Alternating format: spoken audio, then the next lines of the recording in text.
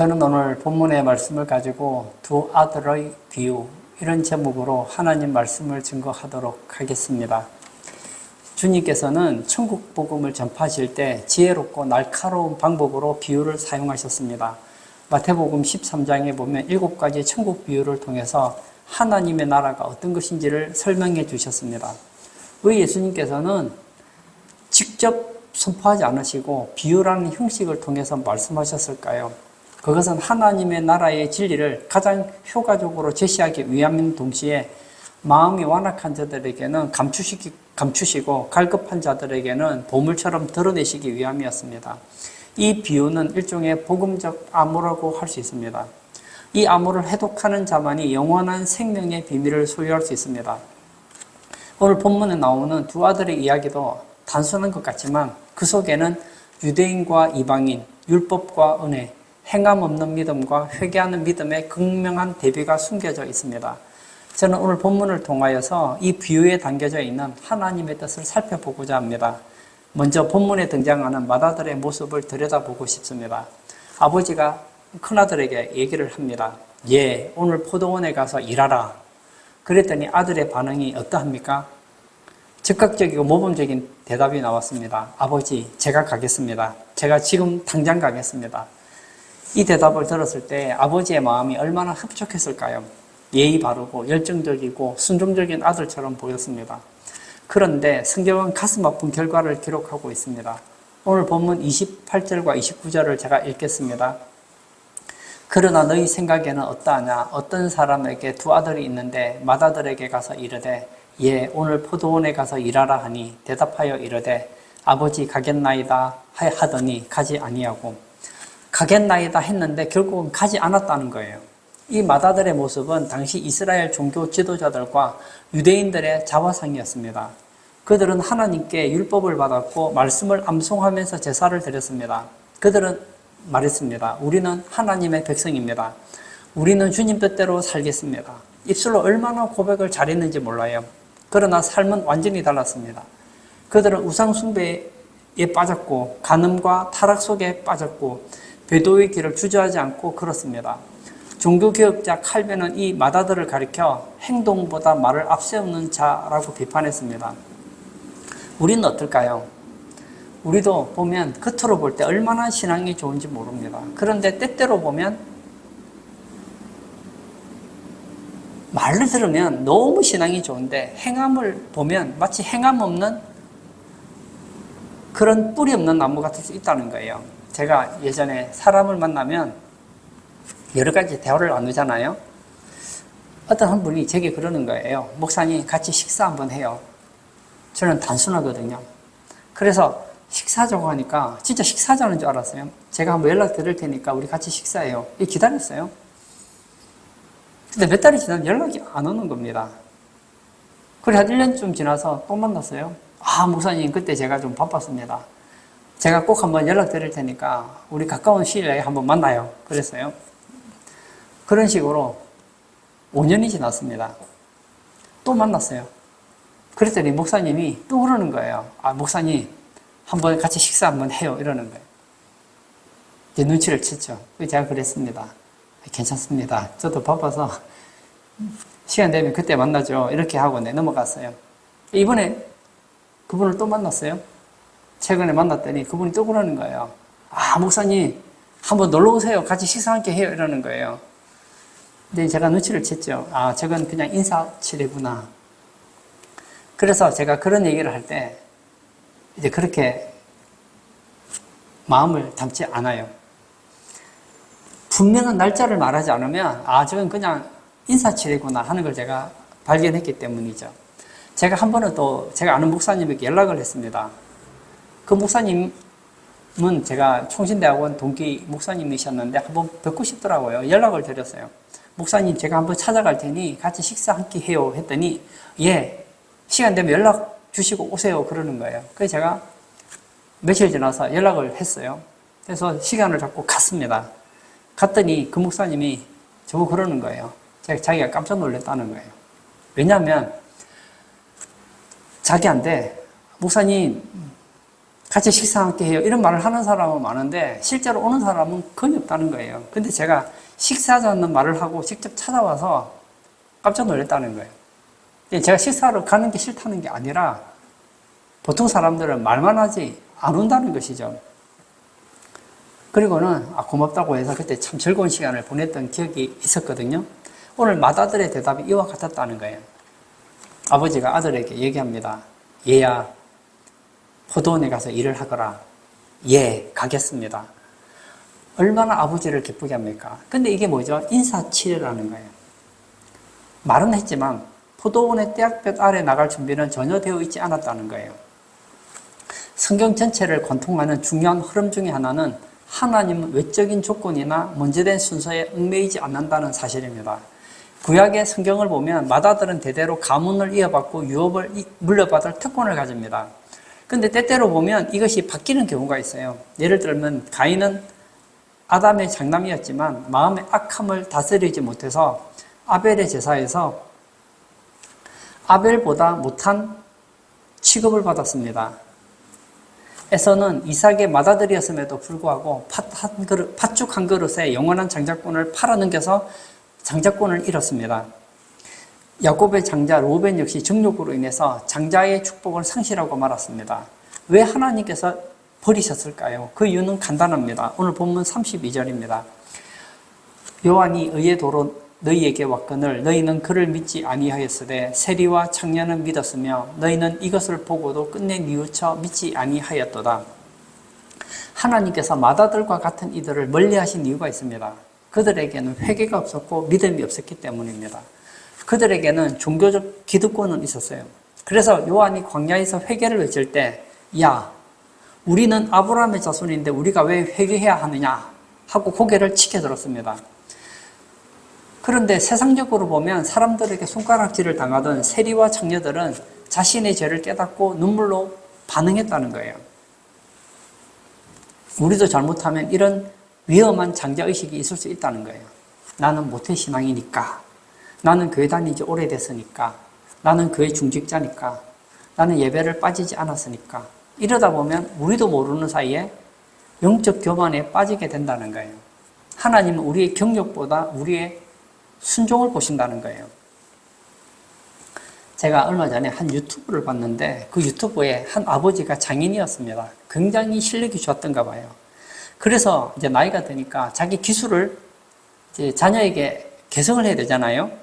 아들을 불렀어요. 첫째가 아들이었는데 아들에게 자기 기술을 설명해주고 가르쳐 주었습니다. 가르쳐 주면 아들이 예, 알겠습니다. 근데 관심이 없는 거예요.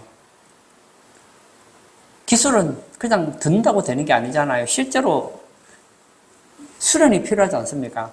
그래서 이거 좀 해놓아라 하면 놀러 가버리고 어디 가버리고 그러니까 이 아들이 이론은 좀 알고 있는데 실제로 실습을 하지 않으니까 이 수련을 하지 않으니까 아버지의 그 기술을 이어받기에는 굉장히 미흡한 거예요.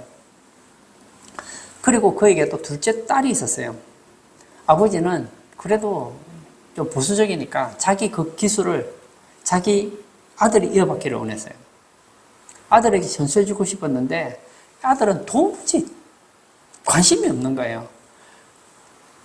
그 옆에 이제 둘째 딸이 아버지를 도와서 이제 일을 하는 거예요. 근데 이게 웬일입니까? 둘째 딸은 너무너무 열심히 하는 거예요. 결국 아버지는 자기의 모든 기술과 과업을 첫째 아들이 아닌 둘째 딸에게 물려주었다는 거예요. 하나님의 나라도 이와 같다는 겁니다. 혈통이나 연수가 아니라 하나님의 말씀 앞에 자신을 깨뜨리는 자가 참된 장자가 된다는 거예요. 여러분에게 하나님 말씀 앞에 회개가 있으십니까? 하나님 말씀 앞에 순종이 있으십니까? 그게 없다면 우리는 첫째 아들인 거예요. 믿음이 있다고 행함이 없다면 그 믿음은 쓸데가 없어요. 참 믿음은 행함이 있다는 거예요. 이 맏아들은 입은 살았어요. 입으로는 믿어요. 그러나 행함은 없었습니다. 이제는 둘째 아들에게 시선을 한번 돌려보려고 합니다. 아버지는 둘째 아들에게도 똑같은 명령을 내립니다. 너도 오늘 포도원에 가서 일해라. 둘째 아들의 대답은 완전히 달랐습니다. 첫째 아들은 예, 가겠습니다 했는데 둘째 아들은 실소이다 하고 아버지의 권위에 정면으로 도전하는 표련적인 발언을 합니다. 이 둘째 아들은 처음부터 하나님을 거역하고 제멋대로 살아가던 이방인들, 유대 사회에서 죄인 취급받았던 사람들을 상징합니다. 이 둘째 아들은 처음부터 하나님을 거역하고 제멋대로 살았던 이방인들, 유대 사회에서 죄인 취급받았던 사람들을 상징합니다. 그런데 이 이야기의 위대한 반전은 다음에서 일어납니다. 30절 하반절을 제가 또 읽겠습니다. 대답하여 이르되 실소이다 하였다가 그 후에 뉘우치고 갔으니. 둘째 아들은 처음에는 분명히 불순종했습니다. 그런데 그 후에는 뭐 했다고요? 뉘우쳤다는 거예요. 이 뉘우쳤다는 헬라어의 의미는 감정적으로 후회했다는 것을 넘어서 자신의 잘못을 깊이 깨닫고 방향을 완전히 돌이켰다는 거예요. 자신의 거친 대답이 아버지를 얼마나 마음을 아프게 했는지를 깨달았다는 거예요. 그래서 미안함과 죄송한 마음을 가지고 무거운 발걸음으로 포도원을 향해 갑니다. 출발은 늦었습니다. 그러나 아버지의 뜻을 실행에 옮긴 자라는 거예요. 우리가 잘 아는 탕자의 비유도 비슷합니다. 집 나간 둘째 아들이 허랑방탕하게 재산을 낭비하잖아요. 근데 예수님께서 강조하고 싶은 것은 둘째 아들이 방탕했다, 여기 있는 게 아닙니다. 이 둘째 아들이 귀환하고 회개했다는 거예요. 그가 방탕한 생활을 하다가 나중에 깨닫게 되잖아요. 지엽 열매를 먹으면서 내 아버지의 집에는 먹을 것이 얼마나 많은가, 나는 여기서 줄여 죽는구나, 한마디로 나는 잘못했구나, 회개했다는 거예요. 그리고 아버지께로 돌아갑니다.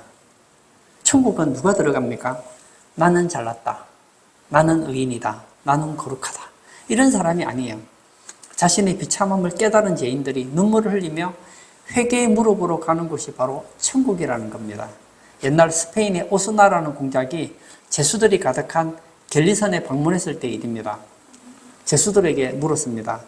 자네는 여기 왜 들어왔는가? 그랬더니 제수들이 하나같이 억울하다고 소리칩니다. 저는 누명을 썼습니다. 판사가 잘못 판단했습니다. 뭐 이런저런 핑계를 막 대요. 그리고 자기의 무죄를 주장했습니다. 근데 마지막 한 제수에게 물었더니 고개를 떨구면서 이렇게 대답을 합니다. 저는 큰 죄를 지었습니다. 이곳에서 벌을 받는 것이 마땅합니다. 총독이 그 말을 듣고 감동을 받은 거예요. 그래서 이야기를 합니다. 여기 죄 없는 사람들 사이에 이 흉악한 죄인이 섞여 있어서는 안 되겠군. 어서 이 자를 밖으로 추방하여 다른 사람들을 물들이지 않게 하라. 죄가 없다고 한 사람들은 계속 겔리선에서 벌을 받고 있었고, 죄가 있다고 한 사람은 자유를 얻었다는 거예요. 여러분, 천국은 대체 누가 갑니까? 나같이 어려운 사람 있으면 나와봐. 나처럼 착한 사람 있으면 나와봐. 그런 사람 천국 못 갑니다. 나는 죄인입니다. 내가 내 삶을 돌아볼 때 나는 지옥 가도 할 말이 없는 사람입니다. 나는 지옥 가야 마땅한 사람입니다. 그런 사람이 천국 가요. 왜냐하면 그런 사람이 예수님을 믿는 거예요. 보세요. 예수님이 우리를 위해서 십자가에 피 흘려 죽으셨습니다. 근데 나는 너무 어려운 겁니다. 예수님 필요 없어요. 뭐 예수님 믿으면 좋겠지만 예수 안 믿어도 돼요. 내 의로 충분히 천국 갈 수 있다고 생각한다면 그 사람에게 예수님은 필요 없지 않습니까? 만약 우리가 우리의 의로, 우리의 거룩으로 천국에 넉넉히 들어갈 수 있었다면 예수님은 십자가에 죽으시면 안 되는 겁니다. 괜히 이 땅에 사람으로 오실 필요도 없고 십자가에 죽을 필요도 없었어요. 예수님이 이 땅에 온 이유는 간단합니다. 우리는 절대 절망입니다. 우리에게는 희망이 보이지 않는 거예요. 아, 나는 죄인이구나. 나는 하나님 앞에 쓸 자격이 없다. 나는 지옥 가더라도 할 말이 없는 사람이다. 그런데 보았더니 이런 나를 위해서 예수님이 십자가에서 대신 피 흘려 주신 거예요. 내가 지옥 가야 될 그 죄의 대가를 십자가에서 해결해 주신 거예요. 그 예수님을 붙잡는 거예요. 그가 누굽니까? 우리잖아요. 구원받은 우리의 모습이 아닙니까? 저는 오늘 본문에서 한 가지를 더 살펴보려고 합니다. 이 두 아들이 명령을 받은 장소가 어디였습니까? 바로 포도원이었다는 거예요. 이스라엘에서 포도농사는 가장 흔하면서 손이 많이 가는 노동의 현장입니다. 영적으로 이 포도원은 하나님의 나라를 상징합니다. 또 구체적으로는 교회를 의미합니다. 하나님께서 우리를 부른 목적이 있어요. 예수 믿지 않고 지옥을 향한 우리를 구원한 목적이 있습니다. 그런데 우리를 구원한 것이 이제 너희들 구원받았으니 편히 쉬고 놀아라. 천국 갈 때까지 자유시간이다. 그렇게 부른 게 아니라는 것입니다. 우리를 부른 목적은 포도원의 일꾼으로 부르셔서 하나님의 일을 맡기기 위한 거라는 거예요. 잘 보십시오. 우리는 죄인이었어요. 우리는 세리와 창녀들처럼 하나님 앞에 죄인이었습니다. 부끄러운 자들이에요. 둘째 아들과 같은 존재였습니다. 그런 우리를 구원해 주셨어요. 이제 구원받았으니 됐다. 된 게 아닙니다. 왜 구원하셨습니까? 포도원에 가서 일을 하라고요. 포도원에 가서 일하라는 것은 성도들이 교회 공동체 안에서 세상에서 각자의 사명을 감당하라고 부르심을 받았다는 거예요. 맏아들은 아버지의 사랑과 혜택을 누렸습니다. 그렇지만 포도원에는 가지 않았어요. 포도원에 있는 일에는 손끝 하나 되지 않았다는 거예요. 제가 요즘에 TV에 보면 셰프 방송을 하더라고요. 사람들이 TV나 유튜브를 보면서 야, 저렇게 요리하면 참 맛있겠다. 그래서 어떤 사람은 최신형 조리 도구를 구입합니다. 스마트폰이나 컴퓨터에 온갖 요리 레시피가 있는 영상이 있습니다. 그런데 요리를 하려니까 귀찮은 거예요. 직장 생활하고 저녁에 와서 피곤한 겁니다. 그래서 어떻게 하죠? 그냥 배달 음식을 시켜 먹는 거예요. 집에는 온갖 도구가 다 있습니다. 머리에는 온갖 셰프의 지식이 있는데 실제는 시켜 먹는 거예요. 배달 음식을 시켜 먹습니다. 그러면 그가 가지고 있는 음식 도구들과 그가 가지고 있는 요리 지식이 무슨 소용이 있느냐는 것이죠. 우리에게는 말씀의 레시피가 가득합니다. 성경을 통해서, 성경 공부를 통해서, 설교를 통해서, 다양한 신앙서적을 통해서, 또 아니면 유튜브라든지 TV를 통해서 온갖 성경 말씀의 레시피가 있습니다. 그러나 순종이라는 불꽃을 피우지 않는다면 결국 우리는 굶주릴 수밖에 없다는 거예요. 오늘 본문을 다시 한번 볼까요? 28절을 보면 이렇게 나와 있습니다. 예, 오늘 포도원에 가서 일하라. 아버지는 뭐라고 얘기합니까? 예, 내일 포도원에 가서 일하라. 예, 시간 날 때 가서 일하라 하지 않으셨습니다. 언제 가라고 합니까? 오늘 가라고 하셨어요. 오늘이라고 못 박으셨습니다. 오늘이라는 것은 긴박함이 있다는 거예요. 순종은 언제 해야 됩니까? 지금이에요. 사탄이 늘 속삭이는 말이 있잖아요. 내일 하면 돼. 나중에 여유 생기면 그때 봉사하고 그때 헌신해. 그러나 성경은 다릅니다. 히브리서 3장 13절에 오직 오늘이라 일컫는 동안에 매일 피차 고면하여 너희 중에 누구든지 죄의 유혹에서 완고하게 되지 않도록 하라. 오늘이 중요합니다. 제가 예전에 읽었던 글에 이런 내용이 있었어요. 어떤 사람이 길을 가다 보니 식당에 글이 붙어 있는 거예요. 내일 음식 무료로 드립니다. 너무 좋아서 다음날 갔어요. 갔더니 글이 붙어 있는 거예요. 내일 음식 무료로 드립니다. 광고죠. 내일 가면 음식 먹을 수 있을까요? 내일도 가면 내일 음식 무료로 드립니다. 내일을 미루는 사람들은 바로 이와 같다는 거예요. 부도수표예요. 일할 수 있을 때 일을 해야 됩니다. 다음 내일로 미루는 사람은 영원히 할 수가 없습니다. 파레토의 법칙을 알지요. 어떤 조직이든 20%는 열심히 하는데 20%는 일을 열심히 하지 않습니다. 20%가 80% 일을 하고 80%가 20% 일을 한다는 것이 파레토의 법칙입니다. 이게 거의 맞는 것 같아요. 교회도 보면 이 파레토의 법칙이 성립되는 것 같아요. 일을 하는 사람은 일을 하는 한 20% 정도는 80%의 일을 합니다. 근데 80% 정도의 사람은 아무것도 하지 않아요. 그래서 교회는 항상 일꾼이 부족합니다. 제가 목사였잖아요. 목사님들하고 얘기를 해보면 그걸 많이 느껴요. 작은 교회 목사님들하고 얘기하면 일꾼이 없대요. 교인이 적어서 일꾼이 없대요. 큰 교회 목사님들하고 얘기해보면 제게 그러는 거예요. 일꾼이 없대요. 왜냐? 일꾼이 없는 게 아니죠. 교인의 규모에 비해서 일꾼이 적은 거예요. 제가 예전에 한 큰 교회 목사님과 얘기를 했습니다. 그런데 얘기가 그 큰 부서를 움직이려고 하니까 일꾼이 필요한데 일꾼이 적다는 거예요. 예수님께서 말씀하시지 않으셨습니까? 추수할 것은 많은데 일꾼이 부족하다. 여러분, 이 오늘이라는 시간을 가볍게 여기면 안 됩니다. 제가 어릴 때 주일학교를 다녔어요. 영아부도 다니고 유치부도 다니고 초등부도 다녔어요. 다니다 보니까 제가 지금 나이가 이렇게 됐잖아요. 그때 저는 참 제가 어리다고 생각했는데요. 고등학교 졸업하고 주일학교 교사를 했어요. 제가 솔직히 뭘 알겠어요. 제가 지금 가지고 있는 실력에 비하면 뭐 절반도 가지지 않았을 것이고 인격도 지금보다 못했을 거 아닙니까? 그런데 제가 고등학교 졸업하고 주일학교 교사를 하겠다고 했더니 바로 주는 거예요. 저는 제가 자격이 없는 줄 알았어요. 근데 내가 왜 주일학교 교사를 할 수 있었나 생각해 보니까요. 주일학교 교사를 해보니까 알겠더라고요. 여름 성경학교를 하면 여름 성경학교 행사를 할 사람이 적어요.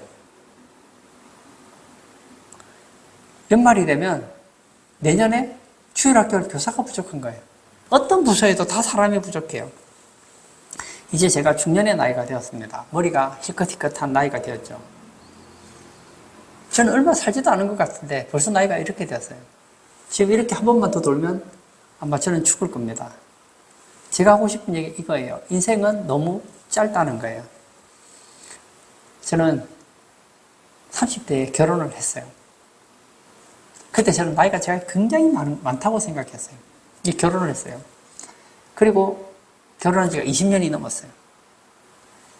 돌아보니까 며칠 산 것 같지도 않은데 벌써 시간이 수십 년이 지났더라고요. 시간이 조금 더 지나면 어떨까요? 아내가 먼저 천국 가든지 제가 먼저 천국 가든지 하겠죠. 여러분, 우리 인생이 너무 빨라요. 다음 하다 보면요, 이제 아파서 못해요. 힘없어서 못해요. 일할 수 있을 때 조금 부족하더라도 하라는 거예요. 첫째 아들은 황금 같은 시간을 낭비했습니다. 둘째 아들은 처음에는 거절했지만 마음을 돌려서 포도원으로 달려갔습니다. 여러분, 이게 너무너무 중요합니다. 포도원의 일을 1년 365일 하는 게 아니잖아요. 할 때가 있잖아요. 포도원에서 일해야 될 때를 놓쳐버리면 끝나는 거예요. 여러분, 저는 뭐 농사를 짓지 않았지만 농사를 지을 때 보면 씨를 뿌릴 때가 있잖아요. 씨를 뿌릴 때 뿌려야 되는 거예요. 씨를 뿌릴 때 씨를 뿌리지 않으면 나중에 거둘 게 없는 거예요. 추수할 땐 추수해야 되는 거예요. 씨는 뿌렸는데 추수할 때 추수 안 하면 그의 농사 망치는 거 아니겠습니까?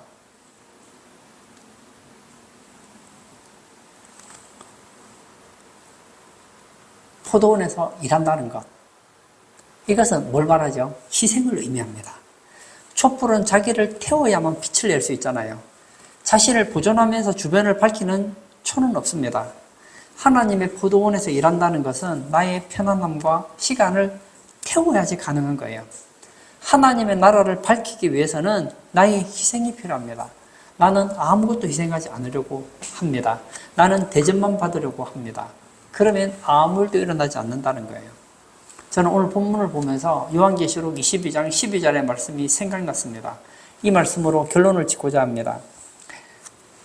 보라, 내가 속히 오리니 내가 줄 상이 내게 있어 각 사람에게 그가 행한 대로 갚아주리라.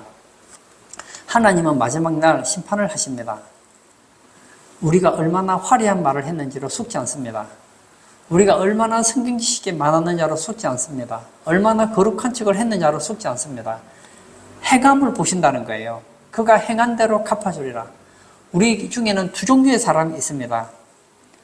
입으로 예수 믿는다고 하지만 믿지 않는 사람이 있어요. 그는 지옥에 가겠죠. 구원을 받아서. 구원받고 말하는 거예요. 하나님, 제가 조금만 더 돈 벌고요. 제가 조금만 더 나이 들면요. 제가 지금은 바빠서 안 되고, 지금 애 키운다고 안 되고, 지금 직장 생활 한다고 안 되고, 지금은 놀러 다닌다고 안 되고, 제가 좀 여유되면 할게요. 분명히 다음에 한다고 했는데, 천국 와버렸네요. 하나님의 심판대 앞에 섰네요. 너는 나를 위해 무엇을 하였느냐? 너는 나의 포도원에서 일을 하였느냐? 물었을 때에 할 말이 없다면 우리의 삶은 첫째 아들이라는 거예요. 둘째 아들은 어땠습니까? 실소이다. 싫어했습니다. 여러분, 희생하는 거 어렵습니다. 교회 일해 보십시오. 못하면 못한다고 욕먹고 잘하면 잘한다고 욕먹어요. 그래서 천국에는 상이 많은 거예요. 여러분, 내가 하나님을 위해서 일을 하면서 욕을 먹는다는 거, 이건 멋진 거예요. 우리가 하나님의 나라를 위해서 일을 하면서 욕을 먹으면 먹을수록, 주변에 손가락질을 받으면 받을수록 여러분의 상급이 커진다는 걸 기억하시기를 바랍니다. 둘째 아들의 모습을 본받기를 바랍니다. 맏아들의 대답은 무게는 무거웠지만 행함의 무게는 0이었습니다. 그러나 둘째 아들의 대답의 무게는 굉장히 가벼웠어요. 그러나 뉘우침과 순종의 무게는 저울을 가득히 채웠다는 거예요. 사도 바울은 어떻습니까? 그는 원래 예수 믿는 사람을 박해하던 사람이었어요. 그런 거를 예수님께서 부르셔서 사도로 삼아주셨습니다. 얼마나 감사한지 몰라요. 나 같은 죄인이 구원받은 것만 해도 은혜인데 자신을 사도로 불러줬다는 그 사명 때문에 그는 그의 인생을 던집니다. 디모데후서 4장 7절과 8절을 제가 읽겠습니다. 나는 선한 싸움을 싸우고 나의 달려갈 길을 마치고 믿음을 지켰으니 이제 후로는 나를 위하여 의의 면류관이 예배되었으므로 주곧 의로우신 재판장이 그날에 내게 주실 것이며 내게만 아니라 주의 나타나심을 사모하는 모든 자에게도니라. 바울은 고백해요. 나는 선한 싸움을 싸우고 달려갈 길을 마쳤다. 그리고 믿음을 지켰다. 이제 후로는 나를 위하여 의의 면류관이 예배되었다. 그런데 이것은 바울에게만 허락된 게 아니에요. 내게만 아니라 주의 나타나심을 사모하는 모든 자에게도니라. 맞아요. 우리도 사도 바울처럼 하나님이 부르신 포도원에서 일을 할 수 있다면 우리도 의의 면류관을 받게 될 거예요. 오늘 이 본문에 나와 있는 두 아들의 비유를 통해서 말만 하는 신앙이 아니라 행동하는 신앙, 회개가 없는 신앙이 아니라 회개하는 신앙을 가짐으로 하나님께 다 인정받는 복된 성도님 다 되시기를 축복합니다. 이 시간 한번 같이 기도하기를 원합니다. 우리는 예수님을 믿습니다. 그리고 주의 말씀에 순종해야 된다는 것을 알고 있습니다.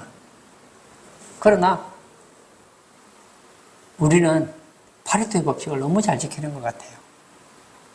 한 20% 정도는 일을 하지만 80%는 아무것도 하지 않습니다. 오히려 말만 하고 교회에 일을 만드는 사람이 있단 말이에요. 이 시간 기도할 때 하나님, 지금까지 제가 하나님 말씀에 순종하지 못한 둘째 아들이라 하더라도 이제는 회개합니다. 순종합니다. 주님이 부르시는 하나님의 나라를 위해서, 하나님의 나라의 포도원을 위해서 땀 흘리며 헌신하는 주의 자녀 되겠다고 기도하시고 자유롭게 개인 기도하도록 하겠습니다.